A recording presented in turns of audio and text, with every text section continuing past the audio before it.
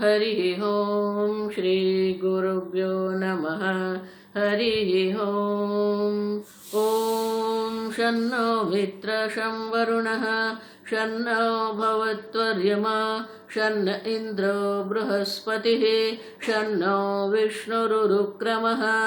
नमो ब्रह्मणे नमस्ते वायो त्वमेव प्रत्यक्षं ब्रह्मासि त्वमेव प्रत्यक्षं ब्रह्म वदिष्यामि ऋतं वदिष्यामि सत्यं वदिष्यामि तन्मामवतु तद्वक्तारमवतु अवतु माम् अवतु वक्तारम्। ॐ शान्ति शान्ति शान्तिः।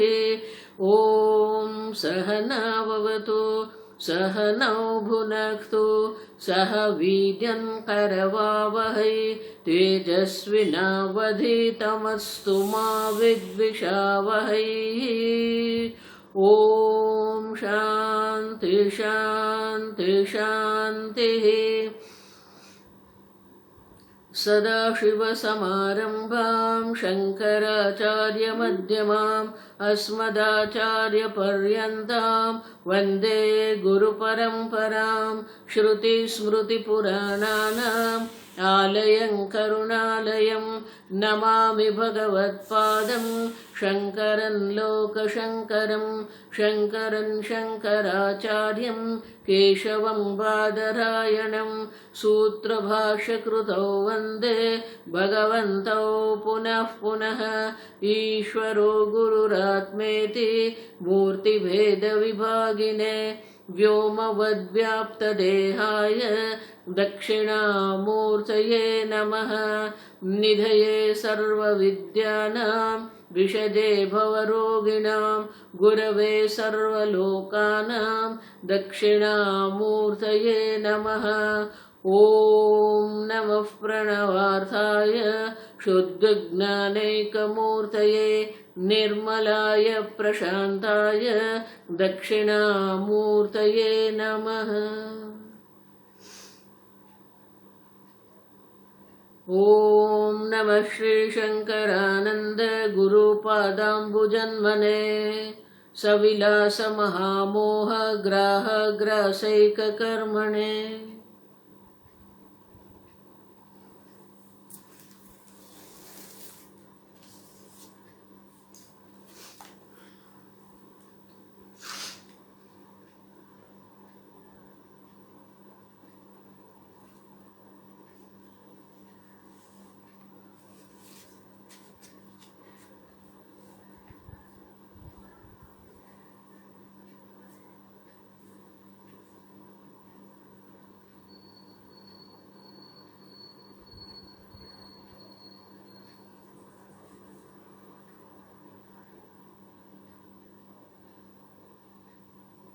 श्लोक नंबर 127। निरोधलाभे पुंसः अंतरसंगम वस्तु शिष्यते अंतरसंगम वस्तु शिष्यते पुनः पुनर्वासितेऽस्मिन् वाक्याज्जायेत तत्त्वदीः 128। निर्विकारा संगनित्य प्रकाशैकपूर्णताः बुद्धौ झटिति शास्त्रोक्ताः आरोहन्त्यविवादतः 129। योगाभ्यासत्वे तदर्थः अमृतबिन्दुद्वादिषु श्रुतः एवं च दृष्टद्वारापि हेतुत्वादन्यतो वरम्।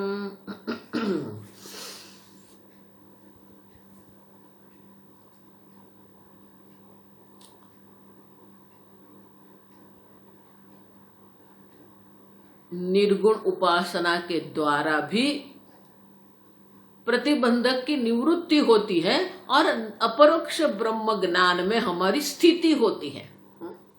और इसलिए कल हमने देखा कि तत्व ज्ञान का स्वरूप क्या है। निर्विकार, असंग, नित्य, स्वप्रकाश, एक पूर्णता। एक एक शब्द को पकड़ के आप ध्यान कर सकते हो। मैं पूर्ण ब्रह्म स्वरूप हूं, मैं असंग चैतन्य हूं, मैं निर्विकारी कूटस्थ चैतन्य हूं। तो इस प्रकार से बुद्धौ झटिति शास्त्रोक्ता। अब देखो, शास्त्र के द्वारा जो कहा गया है, जो स्वरूप शास्त्रों के द्वारा प्रकट किया गया है, प्रतिपादित किया गया है, वो तत्काल हमारी बुद्धि में स्थित हो जाएगा। अब देखो, जो जो हमारे स्वरूप की पूर्णता आदि, जो हमारे स्वरूप का निरूपण जो शास्त्र में किया गया है, उनके आप देखो, उससे वो अपरोक्ष ज्ञान होता है, नहीं होता ऐसा नहीं। और इसलिए कहते हैं शास्त्रोक्ता। आप देखो, ये एक एक शब्द शास्त्र में है। निर्विकारी, असंग, नित्य प्रकाश, एक, पूर्णता। आप देखो, तो शास्त्रों के द्वारा ये कहा गया है। तो प्रश्न ये होगा कि निर्विकल्प समाधि के द्वारा इस प्रकार से ज्ञान होता है, वो कहाँ गया। आप कह रहे हो शास्त्रोक्त, तो शास्त्रोक्त मानी कहां पर है। अब देखो, ननु निर्विकल्प समाधि विषाद। अब देखो, वशाद अपरोक्ष ज्ञानम उदेति इति अत्र किम प्रमाणम इति आशंक्य। आपने तो बोल दिया शास्त्रोक्ता। ये जितने भी स्वरूप है, वो स्वरूप का निरूपण शास्त्रों में कहा गया है। किस शास्त्र में कहा गया है। और इसलिए ये 129वें श्लोक में कहते हैं, योग अभ्यास तु एतदर्थ अमृतादि अमृत बिंदु आदि सुश्रुत। आदि मानी अनेक, आप समझो। और इसलिए कहते हैं कि योग अभ्यास के द्वारा एवं च, आप देखो, निर्गुण उपासनस्य अपरोक्ष ज्ञान प्रत्यासत्ति संभवे सति। अब देखो, अमृत बिंदु उपनिषद है, आदि अनेक उपनिषद में योग अभ्यास के द्वारा सगुण ब्रह्म की उपासना से निर्गुण ब्रह्म की उपासना जब हम करते हैं और हमारे जब समाधि का अभ्यास हो जाता है, अब तो अपरोक्ष ज्ञान होता है। आप समझो, दष्ट द्वारा निर्विकल्प समाधि लाभ द्वारेण अपि। अब तो अपि शब्द हेतुत्वाद अन्यतः वरम। तो ये निर्गुण उपासना के द्वारा जो सविकल्प समाधि, निर्विकल्प समाधि जो होती है, अन्यतः वरम। अब सगुण उपासना से तो ये सविकल्प समाधि, निर्विकल्प समाधि वरम श्रेष्ठ है। क्योंकि सगुण उपासना जब हम करते हैं तो हमारी बुद्धि गुण और नाम में, सगुण साकार जो है, गुण और आकार में हमारी बुद्धि रहती है। उससे तो अच्छा है हम निर्गुण ब्रह्म का चिंतन करें। और इसलिए कहते हैं कि अमृत बिंदु उपनिषद जो है, ऐसे अनेक उपनिषद है जहां पर योग अभ्यास के कारण प्रतिबंधक की निवृत्ति होती है और हमें अपरोक्ष ज्ञान होता है। आप समझे। और इसलिए ये कोई नई बात नहीं है। भारतीय तीर्थ मुनि कहते हैं शास्त्रोक्ता मानी क्या है। मैं कोई नई बात नहीं कह रहा, शास्त्र के द्वारा जो कहा गया है वही मैं आपको कह रहा हूं। एतदर्थः योग अभ्यास तु एतदर्थः अमृत बिंदु आदिषु श्रुतः। ये जो योग अभ्यास की जो हम बात कर रहे हैं, तद अर्थ, अर्थ माने प्रयोजन, उनका जो प्रयोजन जो है वो प्रयोजन कहां पर है। निर्विकल्प समाधि से अपरोक्ष ब्रह्म ज्ञान जो है, ये उनका प्रयोजन है। ये तो अर्थ माने कि इसके लिए, अपरोक्ष ज्ञान के लिए योग अभ्यास का भी निरूपण किया गया है। आप समझो। श्रुतः, शुद्ध माने ये सुनने में आया है। और इतना ही नहीं, एवं च दृष्ट द्वारा भी, दृष्ट द्वारा, आप देखो, दृष्ट द्वारा भी मानी कि, दृष्ट मानी कि हम देखते हैं। निर्विकल्प समाधि से दृष्ट फल की भी प्राप्ति होती है और अदृष्ट की भी प्राप्ति होती है। हेतुत्वाद, हेतुत्वाद माने कि ये ज्ञान का हेतु कारण साधन है। अपरोक्ष ज्ञान के लिए ये निर्विकल्प समाधि भी कारण बन सकती है, लेकिन इनका अर्थ ये नहीं है कि शास्त्र श्रवण नहीं करना है, इसलिए शास्त्रोक्ता कह गया है। शास्त्र श्रवण तो करना ही है, लेकिन शास्त्र श्रवण के बाद अगर हमें अपरोक्ष ज्ञान नहीं होता है तो यह आवश्यक है, और उनमें हमें ये निर्विकल्प समाधि भी उपयोगी है। हेतुत्वाद अन्यतः वरम, अन्य प्रकार के साधन से तो ये निर्विकल्प समाधि जो है श्रेष्ठ है। आप देखो, और इसलिए कहते हैं कि अनेक शास्त्र में आप देखिए, योग वशिष्ठ आप देखिए, अमृत बिंदु उपनिषद देखो, मुंडक उपनिषद, सब जगह पर यह उपासना है, कोई नई बात नहीं है, आप समझो। और इसीलिए इस प्रकार से निर्गुण ब्रह्म जो है, निर्गुण उपासना जो अपरोक्ष साधन का, अपरोक्ष ज्ञान का जो साधन है, आप समझो, तो उनको छोड़ के देखो, आगे भी मैं कह के गई कि अगर आपको वेदांत में समझ नहीं आती है तो अन्य कुछ करने की आवश्यकता नहीं, आप श्रवण करते रहो। शास्त्र श्रवण में भी ये अदृष्ट उत्पन्न होता है, उतना पुण्य उत्पन्न होता है कि जो आपके मन में प्रतिबंधक है, जिसके कारण आपको वेदांत में रुचि नहीं होती, वो भी निवृत्त हो जाए। अन्य कोई साधन की अपेक्षा नहीं है। आप सब, आपको रंग देखना है तो चक्षु एकमात्र प्रमाण है। तो नहीं, चक्षु से मुझे नहीं दिख रहा है इसलिए मैं कर्णेंद्रिय का प्रयोग करूंगा, नहीं। जो प्रमाण जो है, अब देख, प्रमाण दोष है, उनकी निवृत्ति कर लेंगे तो हमें वो रंग का दर्शन होगा। उसी प्रकार हमारा अंतःकरण भी प्रमाण है जिसमें ये ब्रह्म ज्ञान होता है। अंतःकरण में अगर किसी प्रकार से भी प्रतिबंधक है, अशुद्धि है, विचलितता है, विक्षेप है, तो उनकी निवृत्ति करनी है। वेदांत का त्याग नहीं करना है, शास्त्र श्रवण का त्याग नहीं करना है, निर्गुण उपासना का त्याग नहीं करना है, आप समझो। और इसलिए आगे कहते हैं ननु निर्विकल्प समाधि। आप देखो, एवं निर्गुपासनस्य अपरोक्ष ज्ञान साधनत्वे सिद्धे सति तत्परित्यज्य अन्यत्र प्रवृत्तानां वृथा श्रमः। उनका हम त्याग कर देते और दूसरा और कुछ करने का प्रारंभ कर देते हैं। अब बहुत इतने अधिक लोग मैंने देखे हैं, वेदांत में भी आते हैं, भक्ति भी करते, अचानक सब छोड़ देते हैं। छोड़ने से क्या होगा? एक भाई मुझे, स्वामी जी बहुत सुन लिया, अभी तक सुनना, ठीक है छोड़ दो। नहीं सुनना माने क्या है? जो वेदांत में चर्चा हो तो आपकी चर्चा हो, आप निर्गुण ब्रह्म स्वरूप है, आप आनंद स्वरूप है, आप पूर्ण स्वरूप है, ये आपकी बात है। अब आपकी बात सुनने में आपको आनंद नहीं आ रहा है तो उनमें दोष किसका है? प्रमाण का दोष है क्या? गुरु का दोष है क्या? ईश्वर का दोष है क्या? नहीं। आप सब, इसलिए भगवान कहते हैं यदा ते मोह कलिलम बुद्धिर व्यतितरिष्यति। जब तक ये मोह है, बुद्धि में मोह पड़ा हुआ है तो हमें लगेगा,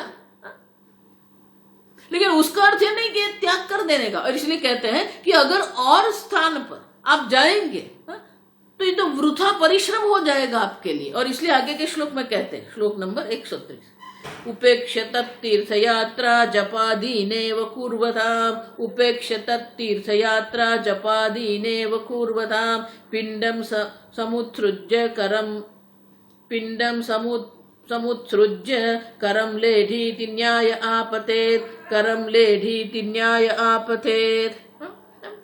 अब शास्त्र श्रवण करना है, निर्गुण ब्रह्म की उपासना करनी है, तो उनका क्या उपेक्षा, उनकी उपेक्षा करते हैं।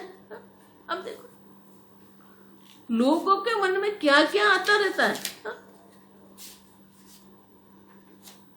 ये करना है, ये यहां जाना, आप समझो। तो उनकी उपासना कर, आप उपेक्षा करते, उपेक्ष तीर्थ यात्रा। अब देखो, अब तीर्थ यात्रा की क्या आवश्यकता है?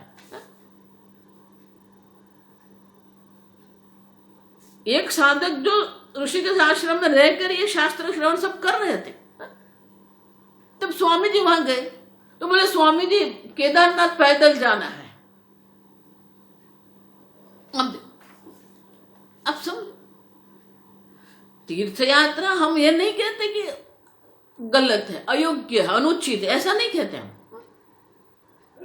लेकिन एक बार शास्त्र श्रवण के द्वारा आप यहां तक पहुंच गए हैं, अब तीर्थ यात्रा का क्या काम है? और इसलिए कहते हैं उपेक्ष तीर्थ यात्रा। अब तत्तीर्थ यात्रा जपादीनेव कुर्वताम। नहीं, मैं तो जप करूंगा। अब यहां तक आप आ गए हैं, अब यहां तक आने के बाद आप ये सब की उपेक्षा क्यों कर रहे हो? उनकी उपेक्षा की अपेक्षा नहीं है यहां पर। जप करेंगे, ये करेंगे, वो करेंगे, किसी अन्य साधन की अपेक्षा नहीं है। आप समझो, ये पूजा करेंगे, पाठ करेंगे, यज्ञ करेंगे, दान करेंगे, तीर्थ यात्रा करेंगे।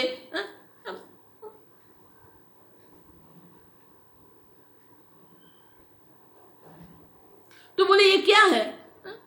पिंडम समुत्सृज्य करम लेढ़ी न्याय आपते। ये बहुत सुंदर दृष्टांत है। आपके हाथ में लड्डू है, पिंड माने लड्डू। अब वो लड्डू को आप फेंक दिया आपने, फिर क्या कर रहे हो? लेढ़ी करम, वो जो अपना कर है, अब देखो वो उसको चाट रहा है, तो हाथ में जो लड्डू था वो तो आपने फेंक दिया, और फिर अंगुली को चाटने से आपको क्या मिलेगा? उसी प्रकार से जो शास्त्र श्रवण है, मनन है, चिंतन है, निधिध्यासन है, ये करना है। उसको छोड़ के नहीं हम तो तीर्थ यात्रा करेंगे, हम तो जप करेंगे, पूजा करेंगे, यज्ञ करेंगे, ये उपेक्षा क्यों करते हैं हम? तो हाथ में जो आपको लड्डू मिला है, वो लड्डू को छोड़ के आप क्या कर रहे हो? समुद्र उसका त्याग कर देते हो, और त्याग करके फिर क्या करते हो? अंगुली चाटते हो, क्योंकि जो चाहिए वो तो आनंद ही है, सुख ही है। आप समझो, आप जिसकी इच्छा करें वो तो पूर्णता है। पूर्णता जो है हमारी इच्छा है, वो पूर्णता का जो हमारी इच्छा है, वो पूर्णता के लिए तो ये तत्व चिंतन है, लेकिन उनका हमने त्याग कर दिया। आप समझो, ये भगवान भी गीता में यही कहते हैं कि तत्व ज्ञान से ही मोक्ष है। फिर भी हमारी बुद्धि में जो कर्म का, देखो बार बार मैं पुनः पुनः मैं आपको कहती रहती हूं कि हमारी बुद्धि में कर्म के लिए इतनी आसक्ति है, कर्मासक्ति है, वो छूटता नहीं है। कर्म ये करेंगे, वो करेंगे, यहां जाएंगे, इससे मिलेंगे, उससे बात करेंगे। ये जितने संप्रदाय वो भी क्या कर रहे हैं? कर्म ही करवा रहे हैं। कर्म आप करेंगे, आप जन्म जन्मांतर से आप कर्म करते आए हैं, कर्म से अनेक प्रकार के पुण्य उत्पन्न करते हैं, पाप पुण्य उत्पन्न होते रहते हैं, पुनरपि जननम पुनरपि मरणम करते रहते, अब उनका अंत लाना है।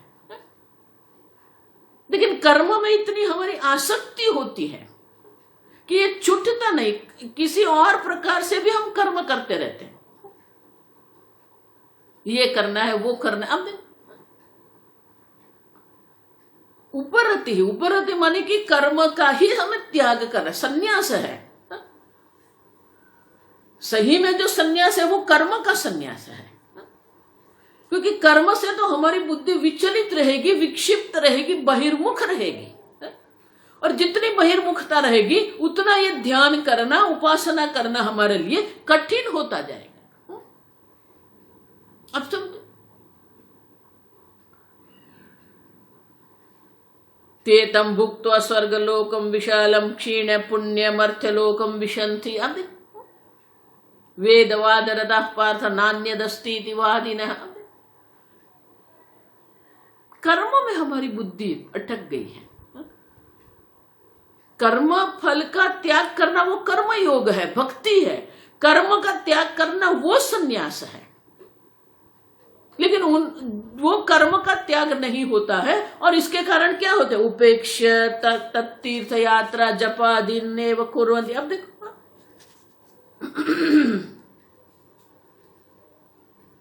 तो हमारी बुद्धि जो है ये तीर्थ यात्रा करते हैं, जप करते हैं, पूजा करते हैं, उसी में भटकती रहती है, क्योंकि ये आसक्ति है हमारी कर्म में। करने की एक हमें आदत बन गई है। महर्षि कहते थे कर्म भी एक आदत है, भगवान भी कहते क्षणमपि। आप देखो, एक क्षण के लिए भी वो शांत नहीं बैठ सकता, वो कर्म की आसक्ति है हमारी।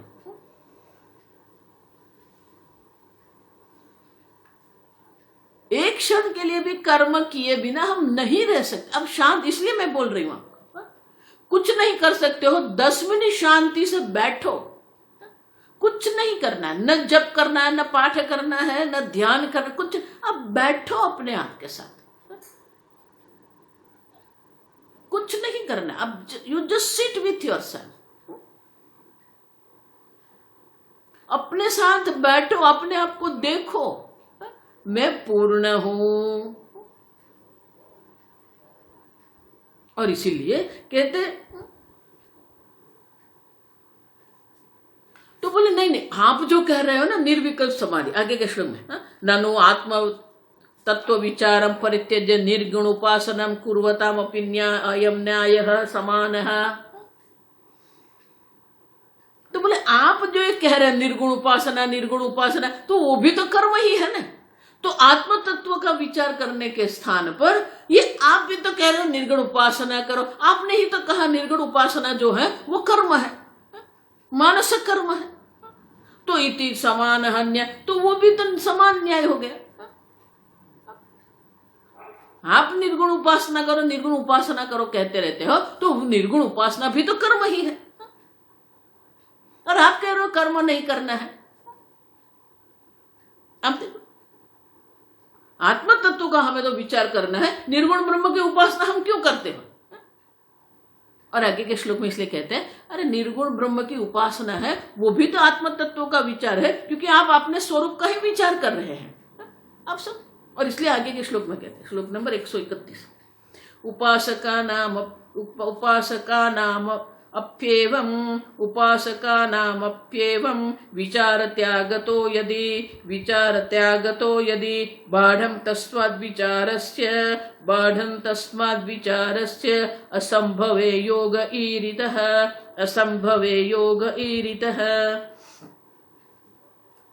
श्लोक के अंत में, यदि, अगर आप कहते हो उपासका नाम अप्येवं विचार त्यागतः, तो जो उपासना करने वाले जो है, उपासक जो है, उपासकों के लिए भी तो विचार का त्याग ही तो है, वो तो उपासना कर रहे हैं, तो वो भी उपासना ही कर रहे हैं, कर्म ही कर रहे हैं, आत्म तत्व का चिंतन नहीं कर रहे। बाढ़म तस्माद, बाढ़म माने ठीक है, निर्गुण उपासना और तीर्थ यात्रा, जप, पूजा, पाठ, यज्ञ जो है वो दोनों समान नहीं, आप समान उसको मत मानो। अगर आप कह रहे हो कि अयम अपि न्यायः समानः इति, तो वो समान नहीं है, आप समझो क्यों? क्योंकि विचार असंभव योगः ईरितः, तत्व विचार करने के सामर्थ्य न होने से असंभव है। हम ये कह रहे हैं कि ये योग करो, उपासना करो। अगर आत्म तत्व का विचार का सामर्थ्य आप में है तो आप करो निधिध्यासन, करो चिंतन, लेकिन वो संभव नहीं है। अब देखो, निधिध्यासन जो है वो भी मानस है, निर्गुण उपासना वो भी मानस है, अब समझो ठीक से। तो तत्व विचार भी मानस, माने कि मानस कर्म से हमें नहीं हटना है, समझ रहे हो? इसलिए कहते बाढ़म तस्मात्। अन्य जो है वो वाचिक कर्म है, कायिक कर्म है, निर्गुण उपासना मानस कर्म है। आत्म तत्व का विचार भी मन से आपको करना है, लेकिन पूर्णतः आप आत्म तत्व चिंतन नहीं कर सकते हो, उनके आप सामर्थ्य नहीं है, आप समझो। तो फिर हमें ये योग निर्गुण उपासना का प्रतिपादन करना पड़ता है, आप समझो। कुछ ऐसा प्रतिबंधक है जिसके कारण हम आगे नहीं बढ़ सकते हैं, तो मानस कर्म से हमें नहीं हटना है, आप समझो। किसी भी प्रकार से कोई कायिक या वाचिक कर्म हमें नहीं करना है मन से। देखो, इसलिए कल मैंने कहा ना कि अपना आंतरिक जगत बदलना है हमें, बाह्य जगत बदलने से कुछ नहीं होता है। अगर आप आंतरिक जगत नहीं बदल सकते हो तो फिर कर्मयोग भक्ति आपके लिए उपयोगी है। लेकिन एक बार आपने परोक्ष ज्ञान प्राप्त कर लिया है, शास्त्र श्रवण हो गया है, मनन चिंतन हो रहा है, लेकिन कोई प्रतिबंधक है जिसके कारण अपरोक्ष ज्ञान नहीं होता है, तो फिर पुनः हमें कायिक वाचिक कर्म की ओर जाने की आवश्यकता नहीं है, आप समझो। ये भले उपासना कर्म है, लेकिन वो मानस कर्म है। और इसलिए कहते हैं कि तत्व विचार से असंभव है योग ईरिता। योग का वर्णन क्यों कर रहे हैं? तत्व विचार की असंभवता माने कि कुछ हम छूट गया है, कहीं अटक गए हैं हम, और इसीलिए हम ये उपासना की बात कर रहे हैं, क्योंकि तत्व विचार की संभावना नहीं है और इसीलिए हम कह रहे हैं। लेकिन मानस कर्म ही रहेगा, आप समझ रहे हो ना। कर्म तो आपका मानस ही रहेगा, कायिक कर्म नहीं है, वाचिक कर्म नहीं है। उपासना निर्गुण ब्रह्म की उपासना भी मानस है, तत्व चिंतन जो आत्म विचार है वो भी मानस है। लेकिन तत्व विचार की संभावना नहीं है, तो फिर हम कह रहे हैं कि संवादी विभ्रांति जो है, जिस प्रकार से मणि के प्रकाश में ही मणि बुद्धि की है, उसी प्रकार से आप निर्गुण ब्रह्म स्वरूप है और उसी में आप निर्गुण ब्रह्म का अध्यारोप करके उपासना करो। तो ये संवादी विभ्रांति हम क्यों कह रहे हैं? क्योंकि विचार की असंभव माने कि शक्य हम नहीं, सामर्थ्य नहीं है हमें। और जब विचार का सामर्थ्य नहीं है तो फिर हमें ये संवादी विभ्रांत उपासना हमें करनी है, लेकिन मानस से हमें हटना नहीं है। आप ठीक से आगे तो बोले कि विचार असंभव है। अगर आप कह रहे हैं तो विचार असंभव कारणम आह, तो ये विचार क्यों नहीं हो रहे हैं, उनके प्रतिबंधक क्या क्या हो सकते हैं? तो आगे के श्लोक में कहते हैं बहुव्याकुल चित्तानां विचारा तत्वधीर नहीं यो यो मुख्यस्ततस्तेषां धीदर्पस्तेन नश्यति। अब तो कहते हैं कि कौन से प्रकार, किस कारण से ये संभव नहीं है। अब समझो, जिसके कारण आप कह रहे हैं कि योग की हमें अपेक्षा है। बहुव्याकुल चित्तानां विचारा तत्वधीन ही, आप देखो, जिसकी बुद्धि, जिसका मन अत्यंत आकुल व्याकुल रहता है।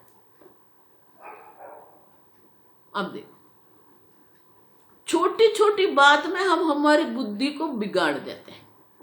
ये क्यों नहीं हुआ, ये फोन क्यों नहीं आया, ठीक है।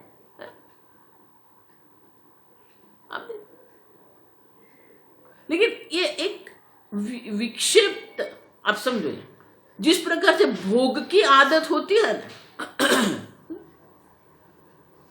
उसी प्रकार से विक्षिप्त होने की, क्रोधित होने की भी हमें आदत है। छोटी छोटी बात पर हम विचलित हो जाते हैं, नहीं होना है। अब सब, और इसलिए कहते हैं बहु व्याकुल चित्तानां विचारा तत्वधीन ही। जिसका मन अत्यंत आकुल व्याकुल रहता है, उनके लिए विचार के द्वारा विचार से तत्वदि ही अपरोक्ष बुद्धि नहीं होती है। और इसके कारण योग मुख्य ततः तेषाम, और उनके लिए फिर योग जो है वो मुख्य बन जाता है। इस कारण से अपरोक्ष ज्ञान के लिए योग महत्व का बन जाता है। आप समझो, मुख्य ततः तेषाम, ये मुख्य साधन बन जाता है। धी दर्पः तेन नश्यति, धी दर्पः, अब देखो ये बहुत सुंदर शब्द है। धी दर्प, दर्प माने अभिमान, दम्भ। हमारी बुद्धि में एक प्रकार से एक अभिमान बना रहता है, जिसके कारण हम तत्व की ओर नहीं जाते।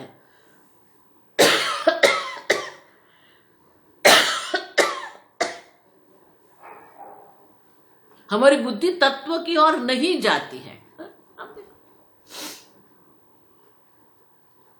धी दर्प उसको कहते हैं, मानी कि आत्मा से अन्य स्थान पर हमें अहम बुद्धि अभी भी है। महाराज श्री हमेशा कहते थे तत्व चिंतन जो है, तो हमारी जो देह बुद्धि है, मनुष्य बुद्धि है, ब्राह्मण बुद्धि है, अब देखो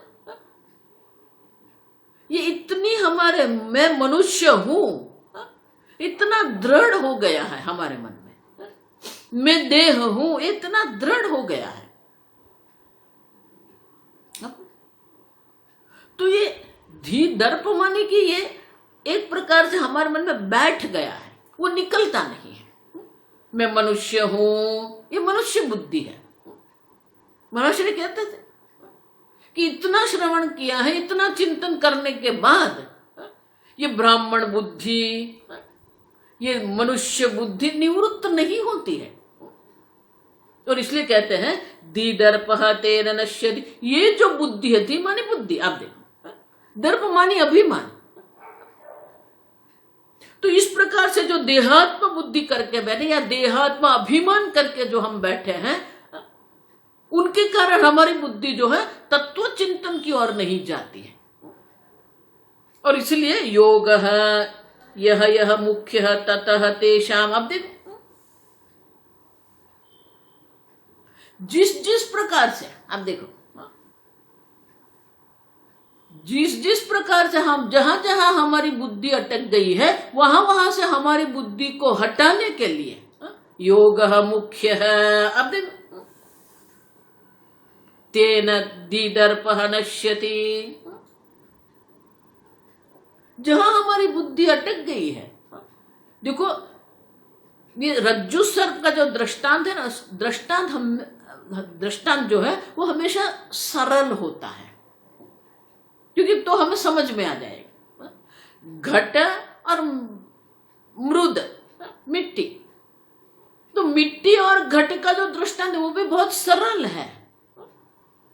लेकिन हमारा जो यहाँ अहम बुद्धि हम करके जो बैठे हैं वो इतनी सरल नहीं है, क्योंकि एक बार देह में अहम बुद्धि कर ली, फिर बहुत सारे अनेक बुद्धि उत्पन्न होती है। एक बार मैं देह हूं ऐसा निर्णय हो गया, फिर उसके बाद क्या होता है, मैं मनुष्य हूं, मैं स्त्री हूं, मैं पुरुष हूं। अब अनेक प्रकार से होगा, मैं गोरा हूं, मैं काला हूं, मैं वृद्ध हूं, मैं युवान हूं। अब देखो देह की दृष्टि से अनेक प्रकार के धी बुद्धि होती है। आप देखो,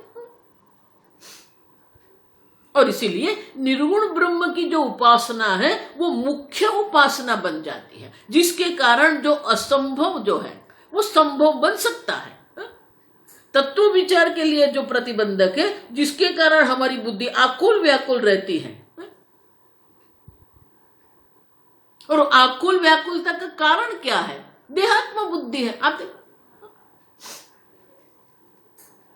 अहंता ममता जो है देहात्म बुद्धि है, नश्यति तेन, उसके द्वारा योग का अभ्यास जो है योग अभ्यास माने कि ये निर्गुण ब्रह्म की उपासना रूप जो योग है उनके द्वारा ये अहम बुद्धि की निवृत्ति हो जाएगी। अहम बुद्धि की निवृत्ति होगी तो आत्मचिंतन हमारे लिए सरल बन जाएगा। और इसलिए कहते हैं दीदर्पः नश्यति तेन, मन में जो आकुलता व्याकुलता रहती है जिसका कारण जो अहम बुद्धि है वो नष्ट हो जाएगी। आप समझ, देखो ये बहुत सूक्ष्म है। यहां तक पहुंचने के बाद भी ये संभव है। आप देखो इतने आगे बढ़ गए फिर भी ये है, क्योंकि किस प्रकार के हमारे कर्म, किस जन्म के हमारे पाप कर्म किस प्रकार से यहां परिपाक होके प्रकट होते हैं हम कुछ नहीं जानते। गहना कर्मणो गति ही। देखो इसलिए कर्म में भी हमें अत्यंत सावधान रहना है, क्योंकि हम सोचते हैं कि ये छोटा कर्म है। आप समझो, लेकिन हमारे लिए वे बहुत छोटा कर्म लगता है, लेकिन उनकी जो असर जो है संपूर्ण विश्व पर हो सकती है। मैंने दृष्टांत दिया था कि बस का ड्राइवर मात्र 5 मिनट देरी से आता है, लेकिन उनके जो तरंग उत्पन्न होते हैं वो देरी के कारण, अब देखो 5 मिनट वो देरी से आएगा तो बस में प्रत्येक दिन 15 पैसेंजर होते, सवारी होती थी, उनके स्थान पर 5 मिनट में बस भर गई। तो अगले बस स्टैंड पर जो वहां खड़े थे जिसको यही बस में बैठना था वो नहीं बैठ सकते। अब देखो तो उसका जो असर जो है, अब वो लोग अपने ऑफिस में देरी से पहुंचेंगे, वो लोग देरी से पहुंचेंगे तो बहुत कुछ हो जाएगा। अब देखो एक व्यक्ति ऐसा अगर सोचेगी 5 मिनट देरी से क्या होगा, लेकिन उससे जो तरंग उत्पन्न होते हैं वो पूरे विश्व में जा सकते हैं। इसीलिए कर्म में सावधानता हमें करना है। हमारा ही कर्म हमारे लिए विघ्न बन के आता है। हमारे ही कोई ऐसा पाप कर्म होता है जो प्रतिबंधक बन के बैठा है, जो हमें ये तत्व विचार की ओर जाने नहीं देता है। इसलिए मैं कहती हूं आप बहुत कुछ नहीं प्राप्त कर सकते हो, धर्मनिष्ठ रहेंगे बहुत कुछ छोड़ना पड़ेगा। भौतिक दृष्टि से आप बहुत कुछ प्राप्त कर सकते हो, थोड़ा सा झूठ बोल दिया, थोड़ा सी गड़बड़ कर दी, थोड़ा कम कर दिया, थोड़ा अधिक कर दिया, भौतिक दृष्टि से बहुत कुछ लाभ आपको है। आंतरिक जगत से आप बहुत कुछ खो सकते हो। और पूज्य स्वामी जी तो कहते थे कि यू लूज योर सेल्फ, आप अपने आप को ही खो देंगे। आप समझो ये ठीक से। और इसीलिए जन्म जन्मांतर से कौन से कर्म हमने किए हैं, जो कर्म अभी हमारे लिए प्रतिबंधक बन के बैठा है, और उनकी निवृत्ति के लिए निर्गुण उपासना आवश्यक है। और इसलिए कहते हैं कि मुक्ततः मुख्य, और इसीलिए जो ये प्रतिबंधक है वो प्रतिबंधक की निवृत्ति के लिए मुख्य साधन तो निर्गुण ब्रह्म की उपासना है। तत्व चिंतन नहीं कर सकते तो निर्गुण ब्रह्म की आप उपासना करते रहो। आप सब, और इसलिए कहते हैं दीदर्पः तेन नश्यति, उसके द्वारा ही ये नाश हो जाएगा। माने कि 2 ही साधन हुए ना, एक तो जिसका मन आकुल व्याकुल है, या तो कहीं पर भी देहात्म बुद्धि करके बैठे हैं, वो आप देहाभिमान जो है वो नहीं जा रहा है, तो निर्गुण उपासना हमें करनी है। अगर वो आकुलता व्याकुलता नहीं रहेगी, हमारा मन शांत हो जाएगा। प्रशांत मनसः येनम, जिसका मन शांत हो गया तो वो तत्व चिंतन करेंगे। या तो आप निर्गुण ब्रह्म का चिंतन करो या आप निर्गुण ब्रह्म की उपासना करो, दो ही साधन है हमारे पास। और इसीलिए आगे के श्लोक में कहते हैं अव्याकुल धिया मोह मात्रेणाच्छादितात्मनाम, अव्याकुल धिया मोह मात्रेणाच्छादितात्मनाम सांख्यानामा विचारस्यात्, सांख्यनामा विचारस्यात् मुख्यो जटिति सिद्धिदः, मुख्यो जटिति सिद्धिदः। अव्याकुल धियाम, जिसकी बुद्धि में यह आकुलता व्याकुलता नहीं रही है, जिसका मन शांत है, प्रशांत है। अब मोह मात्रेण आच्छादित आत्मनाम, मन उनका आकुल व्याकुल नहीं, मन शांत है, तो एक ही बंध प्रतिबंधक रहा, वो क्या है? मोह मात्रेण आच्छादितम आत्मानम, उनका आत्मा जो है मोह के अविवेक के कारण आच्छादित है। तो अब उसको क्या करना है? सांख्य नाम विचार है, उनको तो फिर आत्म तत्व का ही विचार करना है। जब तक आपका मन शांत नहीं है, जब तक आपके मन में आकुलता व्याकुलता है, आपके मन में विक्षेप है, तब तक ये निर्गुण ब्रह्म की उपासना हम करेंगे। एक बार ये आकुलता व्याकुलता हमारी बुद्धि से निवृत्त हो गई और अगर ये मोह मात्र रहा हुआ है, तो फिर उसको करना क्या है? आत्मचिंतन ही करना है। विचार साथ मुख्य जटिति सिद्धिदः, उनके लिए जो आत्म विचार तत्व विचार है वो ही उनको सिद्धिदः सिद्धि देने वाला है। जटिति तत्काल उसको ये सिद्धि हो जाएगी। भगवान यही कहते हैं ना, प्रसन्न चेतसो यासु बुद्धि परिवर्तिष्ठित, जिसका मन शांत प्रशांत है, निर्मल है, उनकी बुद्धि तत्काल ये आत्म तत्व में निष्ठ हो जाती है। लेकिन जब तक आकुलता व्याकुलता, देखो ये बहुत सुंदर है कि आवरण विक्षेप और मल, ये तीन ही तो हमारे प्रतिबंधक है। भक्ति के द्वारा कर्म योग के द्वारा हम हमारी बुद्धि को शुद्ध करते हैं, मल की निवृत्ति होती। उपासना के द्वारा जो विक्षेप है, आकुलता वाकुलता हमारी बुद्धि में जो, उनकी हम निवृत्ति करते हैं। और एक बार हमारा मन निर्मल हो गया है, हमारा मन शांत हो गया है, तो आत्म विचार से तत्काल हमें यह अपरोक्ष ज्ञान में हमारी निष्ठा हो जाएगी। और इसीलिए दो ही साधन है, या तो आप निर्गुण ब्रह्म की उपासना करो, या तो आप निर्गुण ब्रह्म का चिंतन करो।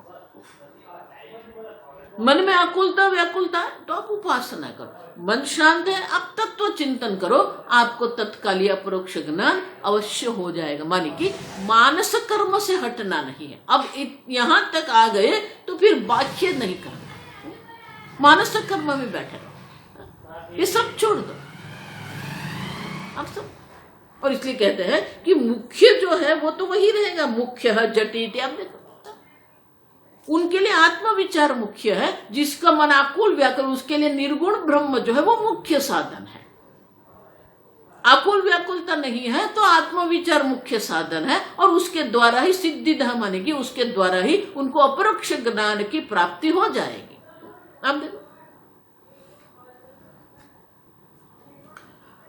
तो बोले आप ये कैसे कह सकते हो? तो बोले मैं नहीं कह रहा हूं, भगवान कह रहे हैं। देखो,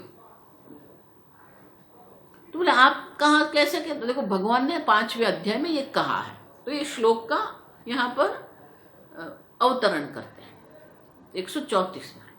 यत्सांख्यै प्राप्यते स्थानं, यत्सांख्यै प्राप्यते स्थानं तद्योगैरपि गम्यते, तद्योगैरपि गम्यते। एकं सांख्यं च योगं च, एकं सांख्यं च योगं च, यः पश्यति स पश्यति, यः पश्यति स पश्यति।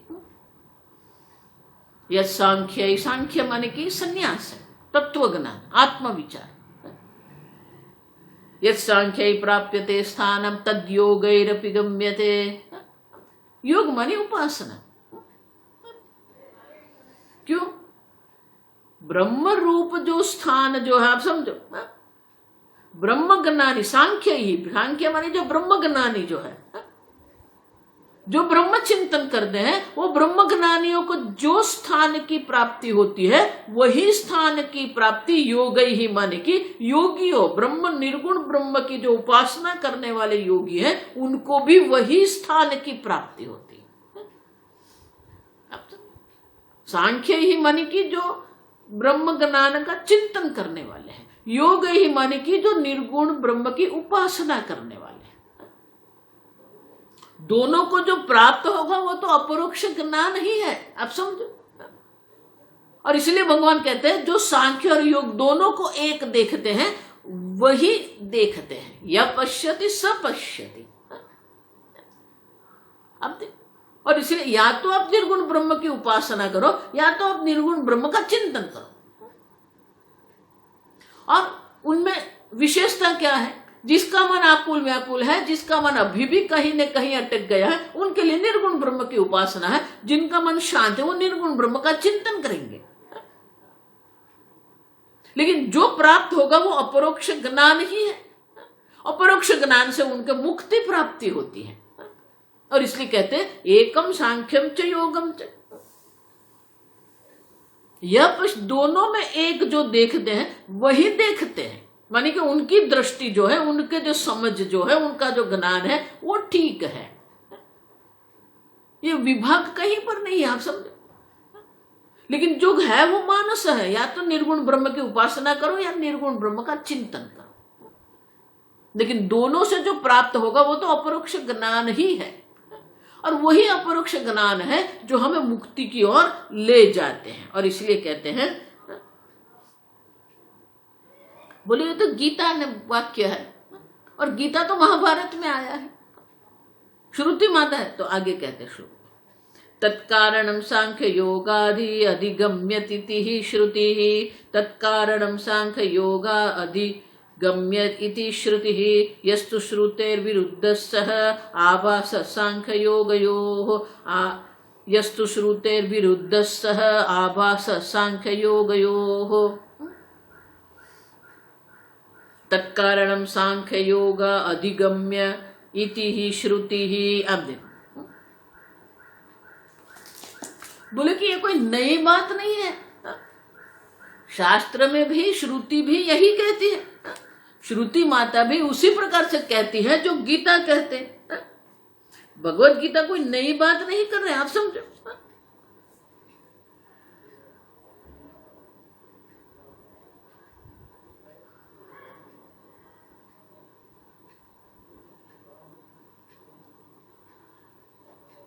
एतेन योगः प्रयुक्तः स्मृति अनवकाश। अब देखो श्वेतर उपनिषद में अनेन तत्कारणम सांख्य योग अधिगम्यम ज्ञात्वा देवं मुच्यते सर्वपाशैः। श्वेतर उपनिषद में ये वाक्य है, सांख्य योग अधिगम्य इति। तो इति माने कहा? श्रुति श्वेतर उपनिषद का जो है। तो पूरा मंत्र क्या है? पूरा मंत्र ये है अनेन तत्कारणम सांख्य योग अधिगम्यम ज्ञात्वा देवम। ज्ञात्वा माने वो परोक्ष ज्ञान होता है। देवम वो तत्व जो है, देव माने स्वप्रकाश सतसिद्ध चैतन्य जो है, उनका अपरोक्ष ज्ञान होता है। मुच्यते सर्वपाश, उनकी मुक्ति भी हो जाती है। तो बोलते हैं कि श्वेतर उपनिषद में इस प्रकार से कहा गया है, यस्तु श्रुते है विरुद्ध है। और जो जो बात श्रुति से विरुद्ध है, आप समझो, ये सह आभास है, वो सब आभास मात्र है, शास्त्र विरुद्ध कुछ भी नहीं है। स्वामी जी भी हमेशा कहते थे कि शास्त्र विरुद्ध कुछ भी है उनको हमें स्वीकारना नहीं है। कोई भी बड़े महात्मा, कितने भी बड़े महात्मा हो, और उनकी बहुत सारी बात बहुत अच्छी भी होती है, लेकिन अगर कोई उनका वाक्य या उनकी कोई बात शास्त्र विरुद्ध है तो हमें नहीं स्वीकारना है। और इसलिए यहां कहते हैं यस्तु श्रुतेः विरुद्धः सः आभासः। जो भी कुछ शास्त्र विरुद्ध है, श्रुति विरुद्ध है, वो तो सब आभास मात्र है। देखो इसलिए मैं कहती हूँ आजकल ये जो सब ध्यान योग कर रहे हैं ना, सब आभास मात्र है। उनके पास कोई शास्त्र नहीं है, कोई शास्त्र का प्रमाण नहीं है उनके पास, सब अपने आप। इसलिए स्वामी जी उसको टेक्निक कहते हैं। ये मेडिटेशन नहीं, ये टेक्निक है। ध्यान उपासना शास्त्रोक्त है। जो भी आपको कहेंगे इस प्रकार का ध्यान करो, बोलो कहाँ कहा गया है ये? किस शास्त्र में कहा कि इस प्रकार से ध्यान करो? सब अपने मन के चला रहे हैं। और इसलिए कहते हैं भारती तीर्थ मुनि, उससे अन्य जो भी श्रुति के विरुद्ध जो है, सांख्य योग यो श्रुते है विरुद्ध सह आभास, तत्व ज्ञान और निर्गुण उपासना से जो श्रुति से विरुद्ध जितना भी है वो सब आभास मात्र है। आपको लगेगा नहीं नहीं स्वामी जी ये ध्यान करो, बहुत अच्छा लगता है, करो, लेकिन वो शास्त्रोक्त तो है कि नहीं? तस्मात् शास्त्रम ते प्रमाण। हमारे लिए प्रमाण शास्त्र है, व्यक्ति प्रमाण नहीं है, समुदाय प्रमाण नहीं है। और इसलिए भारती तीर्थ मुनि कहते हैं सांख्य योग यो श्रुते है विरुद्ध है। सांख्य और योग का जो भी अर्थ हम कर रहे हैं वो अगर श्रुति विरुद्ध है तो आभास मात्र है। सांख्य मानिए तत्व ज्ञान का चिंतन हमें करना है, अगर वो नहीं हो सकता है तो योग का अभ्यास हमें करना है, निर्गुण ब्रह्म की उपासना करना है।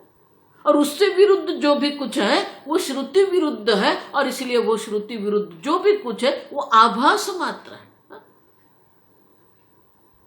उससे एक क्षण के लिए आपको बहुत अच्छा लगेगा, स्वामी जी बहुत अच्छा लगता है, वो ध्यान किया ना।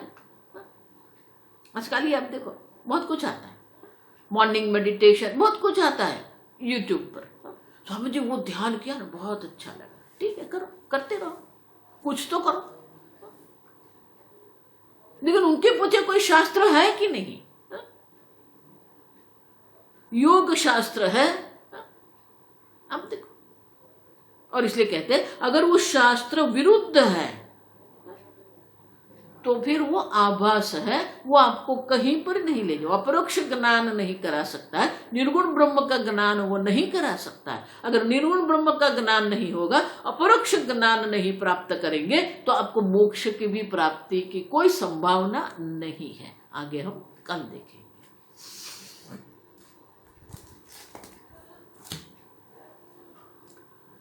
ओम स्वस्ति प्रजाभ्यः परिपालयन्तां न्यायेन मार्गेण महिं महिषाः। गोब्राह्मणेभ्यः शुभमस्तु नित्यं। लोकाः समस्ताः सुखिनो भवन्तु। काले वर्षतु पर्जन्यः। पृथिवी सस्यशालिनी। देशोऽयं क्षोभरहितः। ब्राह्मणाः सन्तु निर्भयाः। ओम सर्वेषां स्वस्तिर्भवतु, सर्वेषां शान्तिर्भवतु, सर्वेषां पूर्णं भवतु, सर्वेषां मङ्गलं भवतु, सर्वे भवन्तु सुखिनः, सर्वे सन्तु निरामयाः, सर्वे भद्राणि पश्यन्तु, मा कश्चित् दुःखभाग् भवेत्। असतो मा सद्गमय, तमसो मा ज्योतिर्गमय, मृत्योर्मा अमृतंगमय। ओम पूर्णमदः पूर्णमिदं पूर्णात् पूर्णमुदच्यते पूर्णस्य पूर्णमादाय पूर्णमेवावशिष्यते। ओम शांति शांति शांति। हरि ओम। श्री गुरुभ्यो नमः। हरि ओम।